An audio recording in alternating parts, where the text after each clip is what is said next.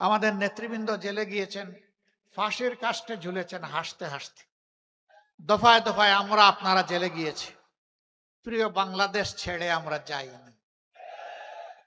আমরা ছিলাম জীবনের, সম্পদের, ইজ্জতের ঝুঁকি নিয়ে বাংলাদেশের সাথে ছিলাম। কেন ছিলাম? কারণ এই মাটিটাকে বড় ভালোবাসি।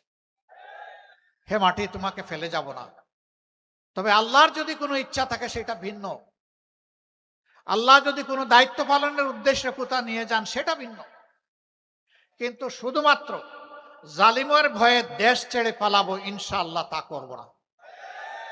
মহান আল্লাহর সাহায্যে ছিলাম, মহান আল্লাহর মেহেরবানিতে আছি, সুখে দুঃখে গোলাগুলি করে আপনাদের সাথেই থাকবো ইনশাআল্লাহ। আমরা যদি সময়ের কুকিল হই, তাহলে সময় যখন আসবে তখন এসে আপনাদেরকে গান শোনাবো কুহু কুহু। ও সময় যখন চলে যাবে ডানা মেলে তখন আমরা উড়ে যাব।